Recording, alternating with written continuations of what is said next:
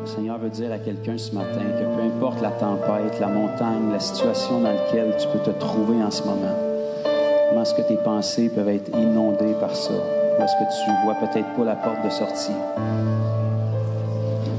Le Seigneur te dit quel poids est-ce que ta situation peut avoir à partir de son trône et de sa perspective à lui.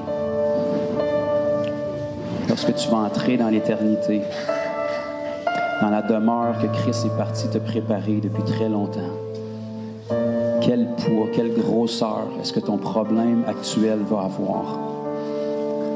Le Seigneur veut t'appeler à enlever tes yeux sur la situation actuelle et les ramener sur lui. Ton problème n'est pas difficile pour lui, ton problème n'est pas trop gros pour lui. Ne laisse pas à l'ennemi le privilège de te voler ta joie et ta paix. Enlève tes yeux sur les circonstances, replace-les sur lui, sur ton héritage, sur la richesse de l'éternité qui t'attend. La Bible nous dit que les souffrances du monde actuel sont peu de choses comparées au poids éternel de gloire qui nous attend. Regarde tes situations à travers la perspective céleste dans laquelle tu es assis à la droite du Père en ce moment. Et dès le moment que tu vas être capable de récupérer ta paix et ta joie dans ta situation, la montagne va se tasser. Merci Seigneur. Merci parce que tu nous as fait asseoir en Christ à ta droite, bien au-dessus de tout ce qui peut avoir un nom, au-dessus de toute domination, toute autorité, tout problème, toute tempête, toute épreuve. Tu as déjà remporté la victoire, Seigneur. Je te prie pour ma vie, comme pour chacun de mes frères et sœurs qui est ici, qu'on puisse toujours voir les circonstances de ce monde à travers notre perspective divine et céleste, Seigneur.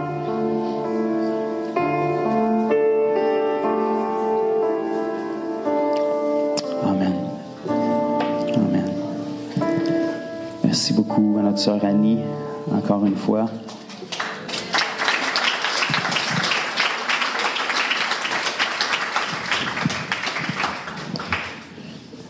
S'il vous reste quelques applaudissements, on va en donner à Jésus, parce que c'est lui qui en est digne. Amen.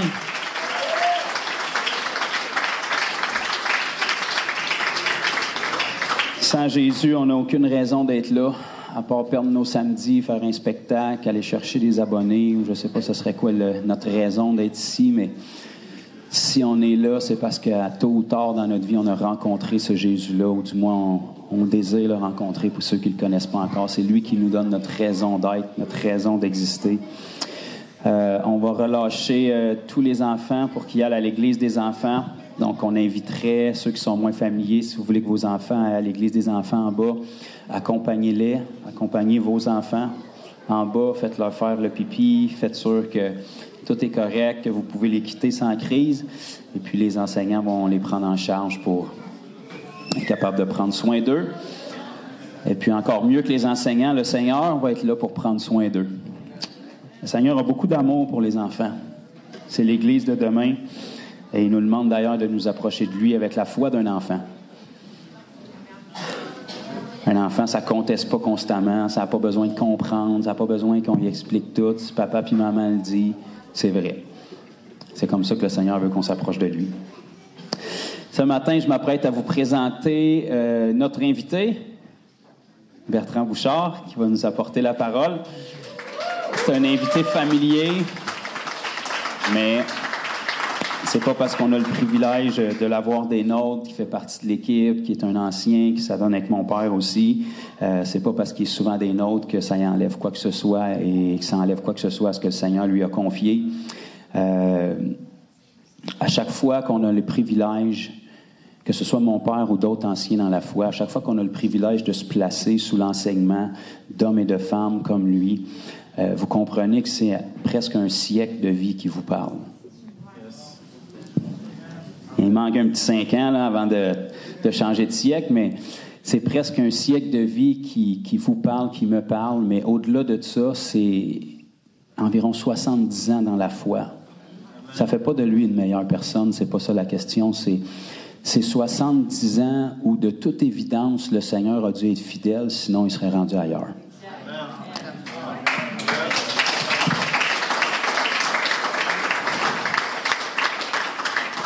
Il y a environ 70 ans, tout presque, en juin 56, quand il a donné sa vie à Jésus, alors qu'il ne le connaissait pas du tout, mais il s'est dit, si un Jésus est capable de me guérir de ce que les médecins ne peuvent pas guérir, ça vaudrait peut-être la peine que j'y donne ma vie. Bien évidemment, on lui a dit la même chose qu'on vous a probablement dit, c'était un nouveau trip, ça va passer, tant mieux si c'est bon pour toi, puis si tu es heureux, puis tu as trouvé ta voie, puis tant mieux. Le problème, c'est que 70 ans plus tard, c'est pas passé encore. Tous ceux qui ont dit ça, eux autres sont passés, ils les ont tous enterrés, mais lui, c'est pas passé encore. Fait que, ou c'est vraiment une bonne mode qui dure longtemps, ou il a vraiment fait une rencontre plus profonde à l'intérieur de lui, qui vaut la peine, 70 ans plus tard, de rester accroché à ce Jésus-là. Et on a le privilège, vous savez, on ne peut jamais reculer en arrière. On peut juste aller de l'avant dans la vie. Et plus on vit d'années avec le Seigneur, même au début, vous pouvez le calculer en semaines, en mois, on arrive tout au constat, tôt ou tard, où est-ce qu'on peut dire, comme les disciples ont dit à Jésus à un moment donné, je vous le paraphrase là, mais Jésus, ce que tu nous dis est dur à entendre, on ne comprend pas tout, mais où irions-nous? Même si on ne comprend pas tout et qu'on ne connaît pas le futur, on a trop vu, on a trop entendu, puis on a trop expérimenté pour revenir en arrière. On sait très bien que peu importe comment difficile des fois ça peut aller, on a connu la vie sans Christ, puis on ne retournera certainement pas à ça, parce qu'on sait que ce sera définitivement pas mieux. Vous savez que notre pire journée dans la foi est infiniment mieux que notre meilleure journée sans Christ. Alors, peu importe les épreuves qu'on peut traverser en tant qu'enfant de Dieu, il ne faut jamais oublier de où est-ce qu'on vient, puis où est-ce qu'on s'en va. C'est ça qui a de l'importance. Votre épreuve, là, n'est pas plus grosse qu'une émotion. Toutes les journées, même les mauvaises, ont 24 heures. Ça va finir, le soleil va se coucher, puis demain, ça va être une autre journée.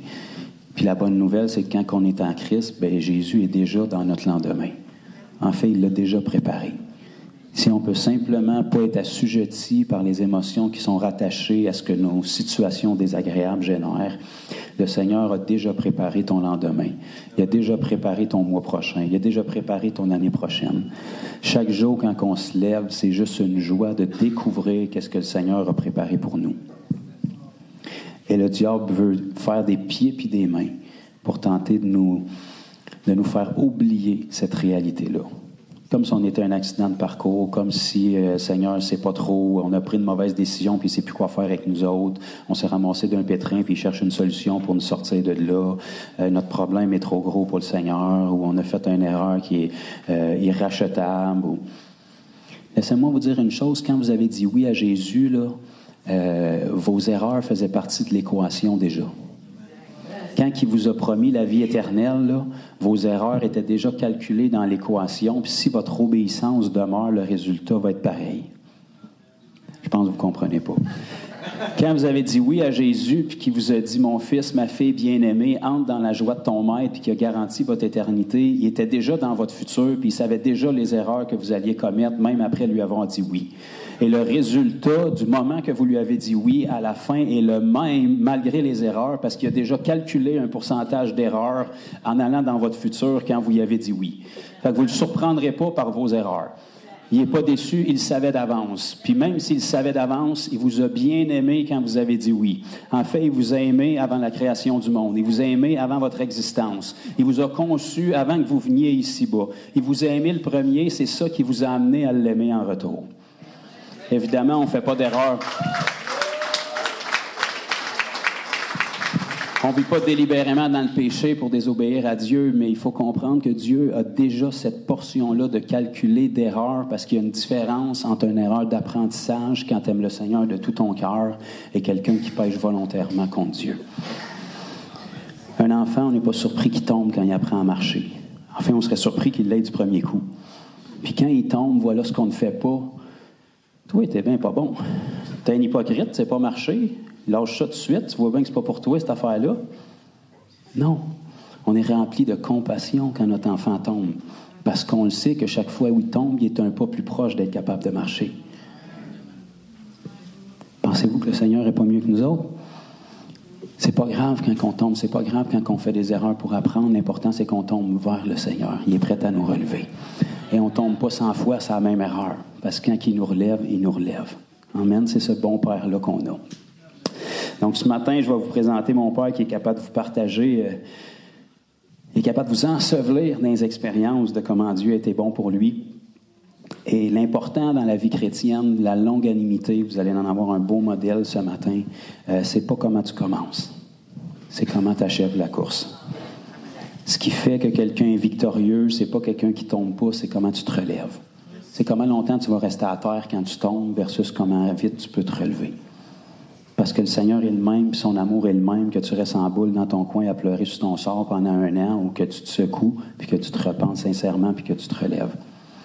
Et ce qui compte, c'est comment on achève la course. Papa en a encore beaucoup devant lui, mais il y en a quand même un bon petit bout de fête. Fait que ça va être un privilège ce matin de pouvoir vous le présenter. Il va pouvoir vous donner probablement un paquet de témoignages à travers le partage. Et puis, si ça peut vous encourager, peut-être ceux qui sont moins au courant, on est vraiment bénis de voir le Seigneur à l'œuvre aussi. On risque d'avoir encore des baptêmes cet après-midi qui vont se faire. Je pense, j'ai perdu le compte, mais je pense qu'on est rendu peut-être à une 30aine dans le dernier mois de baptême. Donc, amen. Donc, j'ai vérifié, même si on baptise cet après-midi, il y a encore du monde à sauver au Québec. Fait que soyez pas déçus, là, vous allez encore avoir du monde à amener à Christ. Donc, il y a de la place pour ça. L'Église primitive agrandissait en nombre à tous les jours.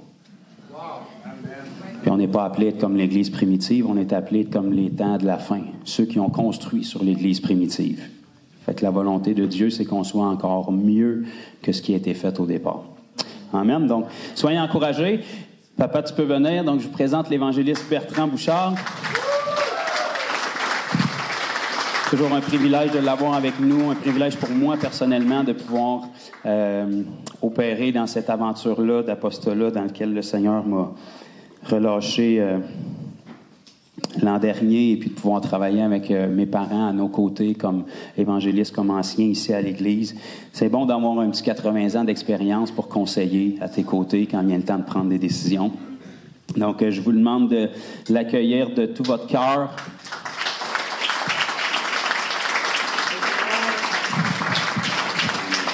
Merci, Joe. Bonjour à tous. Je n'ai pas pour me dire que je m'appelle Bertrand Bouchard, vous savez. Ce matin, j'ai choisi, dans Jérémie 33, le verset 3 pour vous parler. Merci, Seigneur.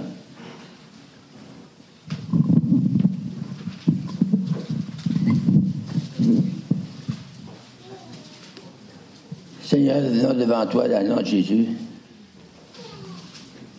pour apporter ta précieuse parole. On te demande de nous aider. Ton onction, ton feu, la puissance surnaturelle, c'est pour toucher les personnes qui sont ici. Touche tous et chacun, sans exception. Au nom de Jésus-Christ, je décrète un miracle pour chacun. Je relâche le surnaturel et la puissance de Dieu pour que chaque personne soit touchée profondément au nom de Jésus. Amen. Jérémie 33, le verset 3, ça dit « Invoque-moi, et je te répondrai. Je t'annoncerai des choses cachées, des grandes choses. Avec Dieu, il n'y a pas de petites choses. Il dit qu'il nous annonce des grandes choses. Êtes-vous là ce matin pour recevoir des grandes choses? Amen. C'est une bonne chose, parce qu'il va y en avoir. Des grandes choses que tu ne connais pas. Alléluia. J'ai fait un petit papier. Ça, c'est mes notes.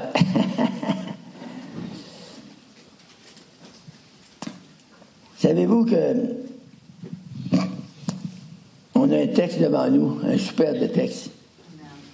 Je pense que c'est un des meilleurs de la Bible. Les promesses que Dieu nous fait, hein, de l'invoquer. Puis il dit qu'il va nous répondre. À vous devez entendu des chrétiens qui ont dit « Ça fait des années que je prie. Je n'ai pas eu de réponse. » C'est contre la Bible. Parce qu'ici, ça dit « Invoque-moi et je te répondrai. » Si Dieu dit qu'il va te répondre, là, il va te répondre. Parce qu'il faudrait être un menteur, mais on sait qu'il ne l'est pas. Alléluia. Êtes-vous là, oui? Oui. Je sais, mon texte ce matin, c'est les promesses d'exaucement. Dieu a promis de nous exaucer. Invoquer, c'est un verbe transitif, c'est un mot latin qui se dit invocar. Ça veut dire appeler au secours. Appeler à son aide. Attester, crier vers Dieu, demander, prier, réclamer et même supplier.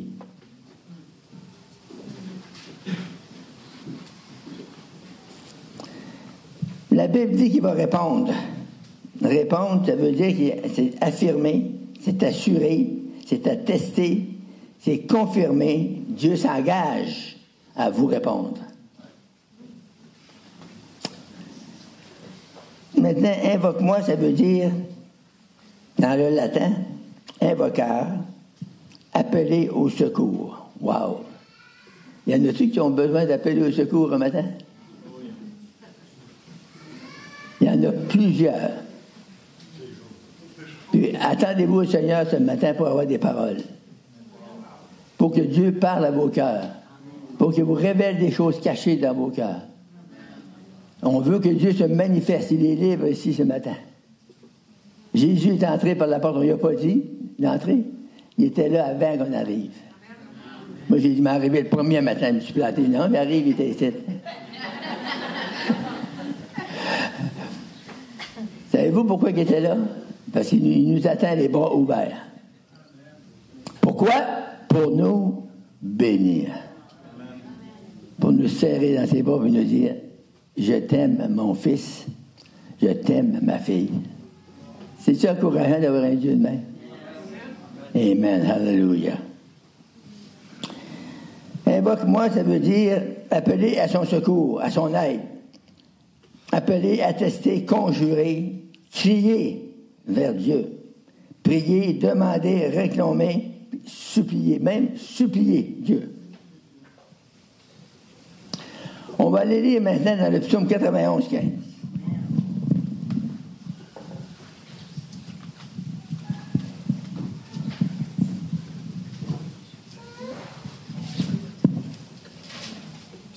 Gloire à Jésus. Ça dit ici, il m'invoquera et je lui répondrai. Aimez-vous ça? C'est merveilleux la parole, hein? Il y a des promesses, il y a des réponses. Il dit, si tu l'invoques, il va te répondre. Je serai avec lui dans la détresse, je le délivrerai et je le glorifierai. Je le rassasierai de longs jours et je lui ferai voir mon salut. Amen. Moi, je suis prêt à accomplir ça, là. Alléluia. Isaïe 41. On va courir plusieurs versets maintenant. Correct avec vous?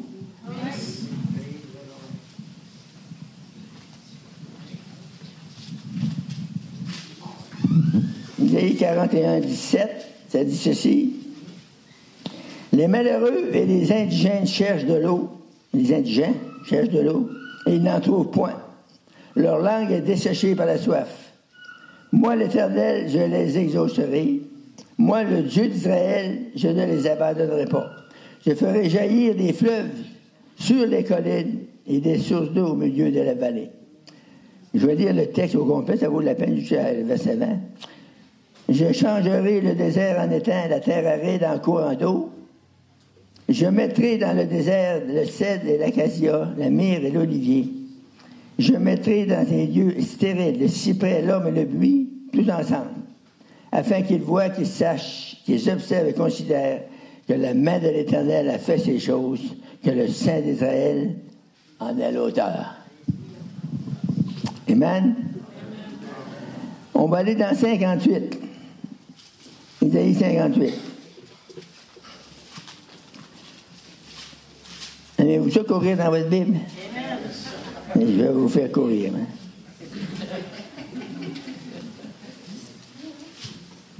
« 58 et le verset 9, ça dit ceci.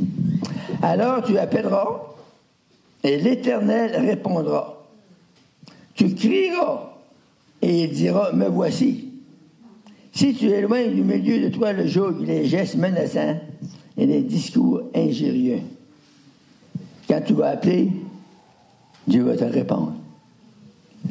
Et quand Dieu répond, ça satisfait nos cœurs. Parce que Dieu sait comment nous répondre. Dieu connaît nos besoins. Plus que nous, on les connaît. C'est ça qui est merveilleux. Et quand il nous répond, ça fait donc du bien à nos cœurs, ça nous soulage. On dit, merci Seigneur, c'est ça que je veux, Seigneur. Dieu veut nous bénir. Dieu veut fortifier, encourager, bénir tous les enfants de Dieu. Pourtant, un enfant de Dieu qui n'est pas béni, c'est un enfant de Dieu qui ne marche pas avec le Seigneur. C'est un enfant de Dieu qui a le cou raide. Vous savez, les enfants d'Israël, ils ont passé des années dans le désert parce qu'il y avait le cou raide. Puis la minute qu'il s'amollissait le cou un peu, il rentrait dans la bénédiction. Dieu en a des bénédictions pour toi. Dieu en a pour toi. Mon Dieu, quand le monde du c'est tranquille.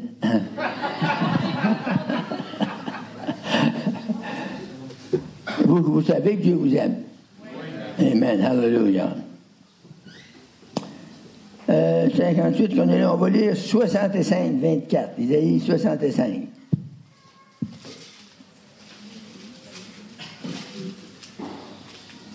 Avant qu'il m'invoque, je répondrai. Avant qu'il ait cessé de parler, je l'exaucerai. C'est-tu quelque chose, ça? Avant que vous invoquez Dieu, il sait. Il dit qu'il va répondre. Ça vous encourage?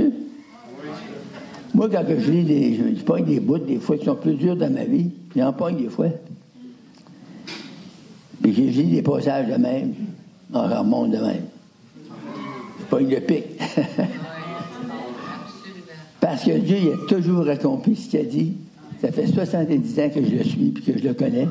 Il a toujours accompli. Je ne peux pas dire la même chose de moi. J'ai failli, des fois, je n'ai pas fait exactement ce que Dieu voulait que je fasse. Mais ce qui est merveilleux, il n'a pas boudé. Il n'y avait pas la mop le lendemain matin. Quand j'ai approché de lui, je te demande pardon, il m'a pris dans ses bras. Il m'a serré dans ses bras d'amour. Hey, j'ai dit, wow! C'est sûr qu'il y a plus d'amour que ma femme, hein? Non, mais ça ne veut pas dire qu'elle ne me prend pas des fois, là. mais pas si souvent que le Seigneur. C'est merveilleux l'amour que le Seigneur a pour nous. On ne peut pas imaginer. Le peu, on ne peut pas l'imaginer. Tellement c'est grand, c'est profond, c'est puissant. C'est pour nous. Dieu aime ses enfants. Alléluia. D'un amour éternel. On va aller dans Zacharie 13.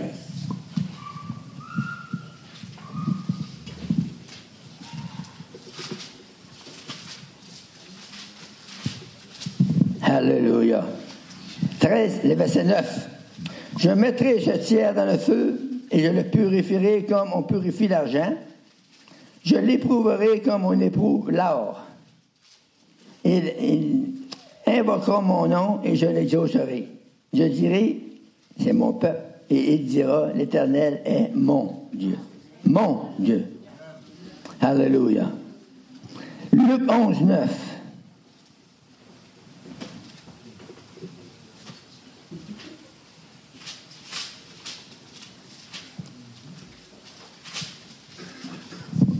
Ah, c'est un verset que vous connaissez tous par cœur.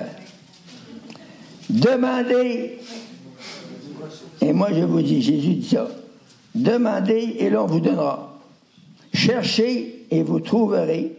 Frappez et l'on vous ouvrira, car quiconque, c'est moi puis vous, ça, demande, reçoit. Celui qui cherche, trouve, et l'on ouvre à celui qui frappe. Alléluia. Jean 14, 14. C'est beau, hein? Ça marche tout ensemble. 14, 14.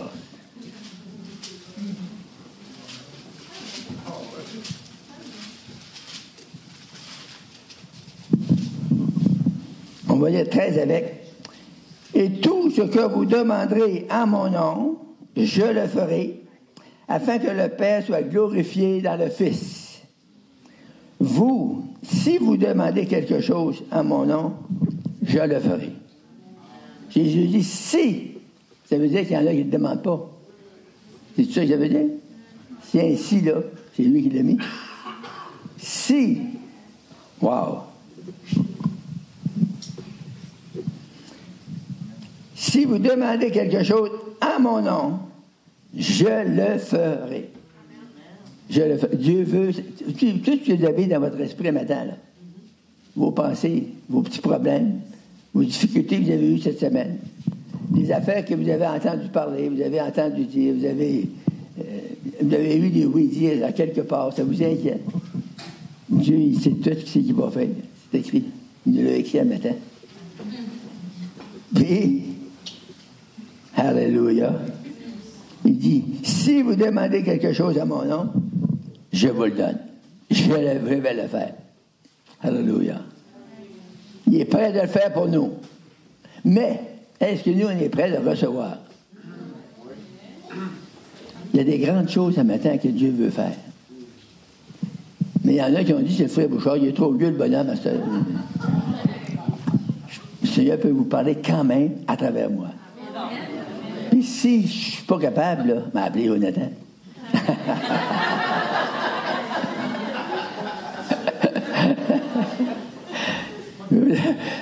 Ça va passer pour les toasts. Jean 15, 15. Alléluia.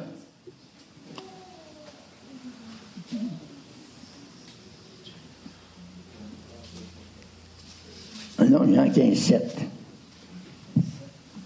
Si vous demeurez en moi et que mes paroles demeurent en vous, demandez rien. Hein? Pas ça, hein? Ah, c'est pas ça. Si vous demeurez en moi et que mes paroles demeurent en vous, demandez ce que vous voudrez et cela vous sera accordé. Alléluia! Ça, c'est notre Dieu. Béni soit Dieu. On va finir. Hey, vous êtes contents? Je viens de commencer. On va finir avec un beau verset. 1 Jean 3, 22. Je pense que c'est un des plus beaux de la Bible. Quoi que ce soit que nous lui demandons, nous le recevons de lui. Parce que nous gardons ses commandements et que nous faisons ce qui lui est agréable.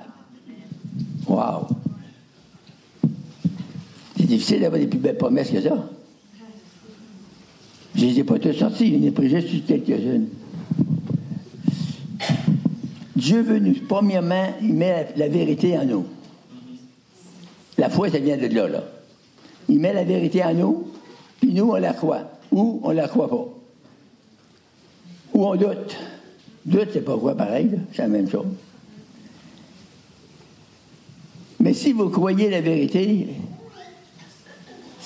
l'assurance est à 100%. Pourquoi? Parce que c'est Dieu qui l'a dit. C'est le maître de l'univers. C'est lui qui a créé le ciel, la terre, la mer, la même plus profond que les mers. C'est lui qui a créé ça. Donc, quand il dit un oui, c'est un oui. Il n'en revient pas sur son oui. Et s'il dit un non, ça va être un non. Mais un matin, on se fie au oui. On appelle le oui. On veut le oui! Alléluia! Merci Seigneur. Puis le ciel est plein de oui pour vous un matin. Il y a une belle petite assemblée un matin. Je vais vous bénir tous, parce que Jésus a une bénédiction pour chacun de vous. Au nom de Jésus, je bénis le peuple de Dieu. Recevez votre bénédiction ce matin au nom de Jésus. Alléluia.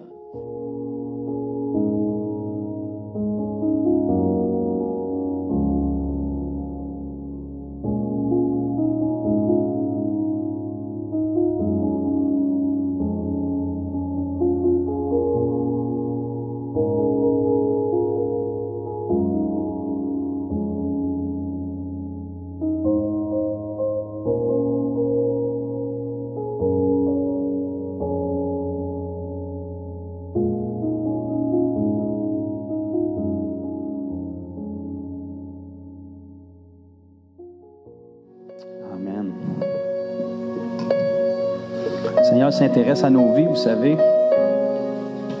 Même les choses qu'on n'ose pas verbaliser, des fois, lui, il les voit. Il n'y a rien qui est banal à ses yeux. C'est difficile d'arrêter quand le Seigneur commence à parler comme ça. On n'a rien qu'à se tenir proche, puis il y a plein de choses à dire.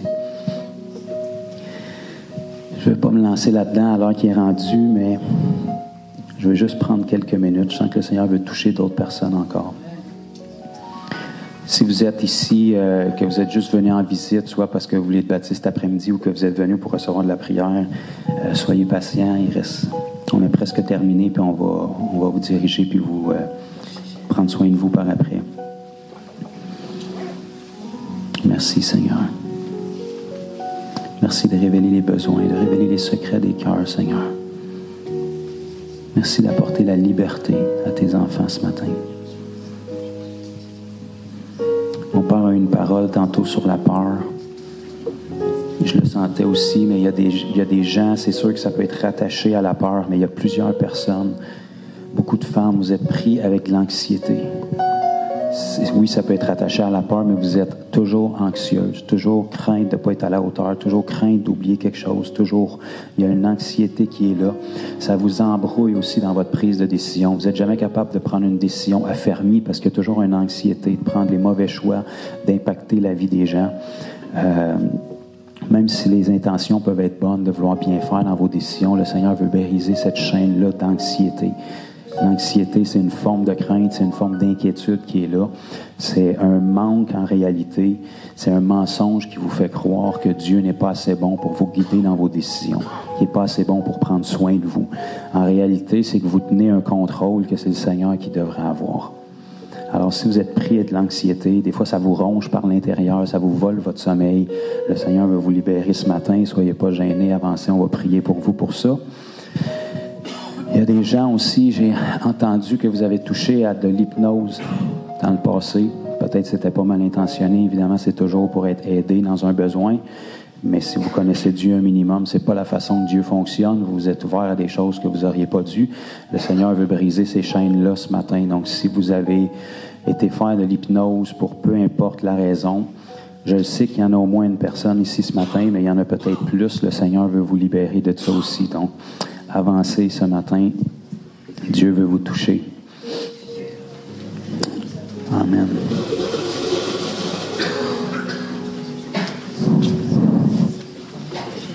Il y a des gens, vous êtes facilement ébranlables dans votre foi aussi. Vous êtes chrétien, vous aimez le Seigneur, puis ça fait déjà un certain temps que vous êtes au Seigneur, mais vous combattez encore avec des mensonges que le diable met dans votre tête comme quoi vous n'êtes pas sauvé. Quelque chose d'aussi stupide que ça, là, vous aimez le Seigneur de tout votre cœur, vous avez dit oui à Jésus, vous y avez donné votre vie, mais il y a tout le temps des mensonges qui reviennent, qui vous disent que vous êtes hypocrite, vous n'êtes pas sauvé, vous n'êtes pas sérieux, vous n'êtes pas sincère, il y a comme une peur de l'enfer qui revient. Si c'est vous, le Seigneur veut briser ça ce matin. C'est un mensonge, puis le père de ça, le mensonge, c'est le diable. C'est lui qui a inventé ça. Il a donné naissance à ça, le mensonge. Amen. Merci, Seigneur. Je ne prendrai pas 10 minutes avec chacun de vous, là, parce qu'il y en a plusieurs, puis je pense que le Seigneur veut donner d'autres paroles aussi. Seigneur, je te remercie pour chaque personne qui est avancée. Merci d'avoir mis en lumière les besoins, Seigneur. Merci parce qu'il n'y a rien qui est banal à tes yeux. Tu te soucies de chacune de nos vies dans les détails. Et Père, on relâche ta puissance maintenant pour que tu rencontres ces besoins-là, que tu brises ces chaînes-là, que tu brises ces mensonges-là, Seigneur, et que tu libères de tout esprit mauvais qui garde ces gens-là esclaves dans le nom de Jésus. On relâche la liberté maintenant, une pleine restauration sur chacun d'eux. Liberté de tout mensonge au nom de Jésus. On brise toute chaîne, que ce soit l'hypnose, que ce soit ce qui crée de l'anxiété. On brise ces mensonges-là. On relâche la paix, la liberté sur chacune de ces personnes, au nom de Jésus. Satan, on brise ton pouvoir sur chacun d'eux. Soyez libres dans le nom de Jésus. Que la paix soit votre portion au nom de Jésus. Maintenant, le prince de paix qui vous visite, qui vous rencontre, qui vous comble, dans le nom puissant de Jésus. Maintenant, touche chacune de ces personnes, de la tête aux pieds par ta présence, Seigneur. Donne-leur un dépôt qui demeure, qui les scelle dans ta paix, Seigneur. On brise toute chaîne de l'ennemi qui aurait pu avoir un accès dans leur vie par des pratiques occultes, par l'hypnose. Au nom de Jésus, on appelle la liberté sur chacune d'elles, maintenant, au nom de Jésus. Au nom de Jésus. Satan est un menteur et je te commande de cesser de parler dans leur tête au nom de Jésus. Maintenant même. Merci Seigneur. Merci pour une paix que toi seul peux donner. Une paix que le monde ne peut ni donner ni enlever. Une paix qui demeure sur chacun d'entre eux au nom de Jésus. Merci Seigneur. Touche maintenant.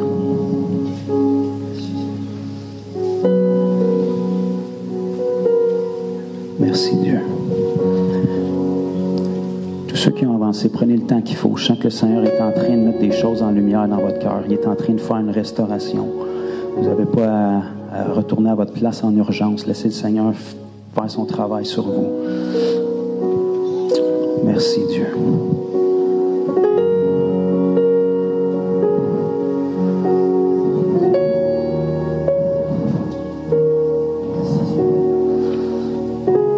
Des gens qui sont ici, c'est un problème que vous traînez dans votre vie chrétienne, mais ça remonte à votre enfance. Vous avez toujours l'impression que vous n'êtes pas à la hauteur pour être accepté. Vous avez toujours l'impression que vous devez faire pour gagner l'approbation de quelqu'un, gagner leur intérêt, gagner leur cœur. Vous n'êtes pas suffisant en vous-même. Vous avez besoin d'impressionner, vous avez besoin de faire quelque chose qui va faire que les gens vont s'intéresser à vous. Le Seigneur veut briser ce mensonge-là de vos vies. Si c'est vous reconnaissez, je ne veux pas vous mettre en lumière pour qu'il y ait un malaise, mais le Seigneur veut briser ça de vos vies maintenant.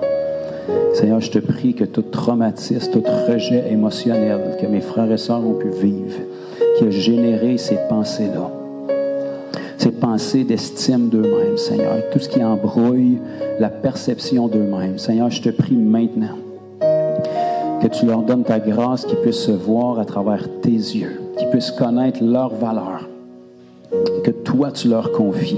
Je brise tout mensonge de dévalorisation, tout ce qui les amène à croire qu'ils ne sont pas à la hauteur. Et je scelle leur cœur de toute brèche qui s'est faite dans leur enfance, toute parole négative qui a été placée sur eux, toute plaie de rejet qui a été marquée sur eux. Je les relâche libres maintenant même, Seigneur.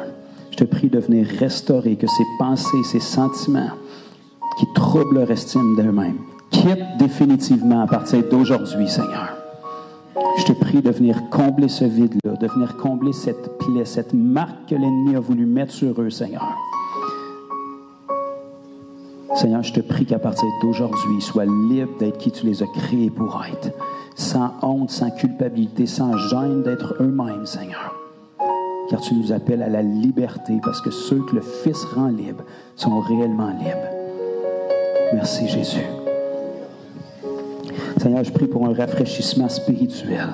Tous ceux qui se sont desséchés, tous ceux qui ont reçu le baptême du Saint-Esprit, mais qui, pour peu importe la raison, ont négligé. Viens par ton esprit ce matin, viens rafraîchir et remplir à nouveau, Seigneur.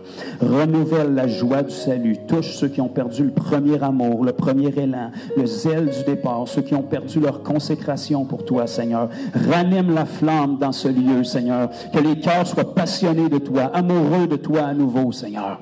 Je prie que tout mensonge qui a intégré la vie des gens pour les dérober de leur temps, pour amener des distractions, tu puisses faire le ménage dans chacune de nos vies, Seigneur, pour que tu aies la qualité et la quantité de notre temps, pour que notre cœur t'appartienne tout entier. Et s'il y a quoi que ce soit dans la vie des frères et sœurs qui est venu prendre ta place, Seigneur, qui est venu s'émisser entre toi et eux, je te prie de retirer ces choses-là, de les mettre en lumière, Seigneur, que tu puisses nous ramener au premier amour et que tu regagnes la place qui t'est due, Seigneur. Je te prie que tu reprennes le trône des pensées de chacun de mes frères et sœurs ici.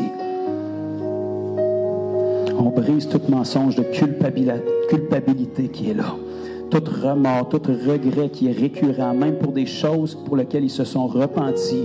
Je commande à ces voix mensongères de lâcher prise, de quitter leurs pensées, maintenant même dans le nom de Jésus. Seigneur, je prie pour toutes les femmes ou les hommes qui peuvent être pris avec un problème d'infertilité ce matin. Que leur cœur peut être meurtri parce qu'ils n'ont pas réussi à avoir des enfants encore. Je brise ce joug-là, cet esprit de servitude qui les prive, et je les rends libres maintenant dans le nom de Jésus par ton Saint-Esprit. Que Que la fertilité leur soit restaurée dans le nom de Jésus. Je prie pour tous les parents qui versent des larmes depuis longtemps pour leurs enfants, pour les membres de famille qui ne te connaissent pas encore, que le fardeau devient lourd, qui même n'osent pas le dire en public, mais qui disent « Pourquoi, Seigneur? Pourquoi c'est si long que ça? Pourquoi plus que j'essaie de témoigner, plus que ma famille semble fermée? » Seigneur, je te prie d'enlever ce fardeau. Ton joug est doux et ton fardeau est léger. Je te prie pour les membres de famille, pour les enfants, père, mère, frères, sœurs, de chacun de mes frères et sœurs qui sont ici, Seigneur, qui ne te connaissent pas encore. Je te prie de faire le travail dans les cœurs, de mettre une conviction, d'amener au salut, d'amener à la repentance et que le fardeau, le poids de condamnation, l'inquiétude pour les membres de famille qui sont sur chacun ici puisse se détacher de leur vie au nom de Jésus. Seigneur, que la confiance puisse venir, qu'ils ont un héritage en toi, que tes regards sont sur leur famille, peu importe à quoi ça peut ressembler dans le naturel. Chacune de leurs prières sont entendues et tu les portes au creux de ta main, Seigneur. Au nom de Jésus. Il y a des gens qui ont une inquiétude au niveau travail. Vous avez besoin d'un travail où il y a quelque chose qui fait que votre salaire n'est pas suffisant dans ce travail-là. Il y a une incertitude au niveau de l'horaire. Vous ne savez pas dans quelle branche vous en allez parce que vous voulez suivre la volonté de Dieu, mais vous ne voulez pas faire d'erreur. Alors, je te prie, Seigneur, pour ces tourments, ces questionnements au niveau emploi, au niveau travail. Mets ta main, Seigneur, afin que chacune des personnes concernées sache que tu es intervenu en leur faveur, que c'est toi qui as parlé ce matin, que ce n'est pas leur employeur qui est responsable de leur salaire, mais c'est toi qui pourvois à leurs besoins, Seigneur. Que toute inquiétude quitte et que tu puisses, dès cette semaine, amener une percée dans leur situation. Les orienter vers le bon emploi, la bonne offre, Seigneur. Le bon retour d'appel. Mets ta main et interviens, Seigneur Dieu. Au nom de Jésus. Amen, amen, amen. Il faut que j'arrête. Vous savez, le cœur de Dieu parle toujours. Si on peut juste taper dans la dimension prophétique, Dieu a toujours quelque chose à dire pour nos vies. Dieu voit tous les besoins. Il pourrait faire ça 24 heures sur 24, révéler les cœurs, toucher les gens. Je sais que nous, on est dans une dimension de temps, lui est en dehors de ça. Mais c'est bon de voir comment Dieu se soucie de chaque détail. Il y a toujours pire que nous autres. Il y a toujours plus souffrant que nous autres. On ne jouera pas à qui c'est qui a la médaille du plus souffrant, mais peu importe nos problèmes, qu'ils soient petits, qu'ils soient très, très gros, à ses yeux, il n'y a rien d'anodin. Nos enfants, on les aime tous égales, puis peu importe ce qui les tracasse, que ce soit un gros problème ou un petit problème à leurs yeux, en tant que parents et que bons parents, on veut leur bien. On veut prendre le temps même pour les plus petits problèmes. À combien plus forte raison notre Père Céleste? C'est bon de prendre le temps de le laisser parler des fois, de le laisser mettre le doigt sur les choses dans nos vies, des choses qu'on n'ose même plus verbaliser en prière des fois, parce qu'on se dit, il y a des problèmes bien plus gros que ça, il y en a qui souffrent bien plus que moi. Dieu aime tout égal, puis chaque problème à ses yeux, il veut les rencontrer. Seigneur, je te remercie pour ce temps, ces courts moments qu'on a eu avec toi ce matin. Et Seigneur, c'est un privilège de savoir que même quand on quitte ici, on ne te quitte pas. Tu es avec nous tous les jours jusqu'à la fin du monde. Tu ne nous délaisses pas, tu ne nous abandonnes pas. Tu es aussi près que le son de ton nom. Tu es venu demeurer en nous pour rester quand on est devenus tes enfants. Alors, je te remercie pour ces promesses qu'on a entendues ce matin. Ces promesses d'un Dieu fidèle. Que lorsqu'on t'invoque de tout notre cœur, tu te plais à exaucer, tu te plais à te révéler à nous, tu te plais à nous montrer ton amour, ta fidélité, encore, encore et encore. Alors, je te prie que ces quelques versets qui ont été parlés, Seigneur, puissent être scellés dans nos cœurs, que tu puisses nous rappeler que tu es là. Tu attends ardemment de nous exaucer, de nous démontrer que tu es présent, que tu te soucies de nos vies, que tu t'intéresses à nous, à nos familles, à notre travail, Seigneur, que tu as un plan pour nos vies. Je prie de bénir chaque personne qui s'est déplacée ici ce matin, peu importe la raison qui les a amenés ici, fais qu'ils puissent expérimenter et repartir, Seigneur, avec ce que tu avais en réserve pour eux. Je prie de mettre ta main sur les gens qui vont demeurer cet après-midi pour recevoir, que ce soit de la guérison, que ce soit être baptisé, Seigneur. Merci de faire des transformations de vie, des changements de trajectoire dans la vie de ces gens-là, éternels, Seigneur. C'est un privilège de te connaître et de pouvoir te servir. Continue d'utiliser chacun de nous pour qu'on soit des meilleurs témoins dans cette nation dans laquelle tu nous as placés pour te faire connaître à un peuple qui ne te connaît pas, Seigneur. Quel privilège, Merci de te servir de nous dans nos faiblesses et de garder notre cœur intègre et droit afin qu'on soit toujours disponible pour toi. Dans le nom de Jésus. Amen.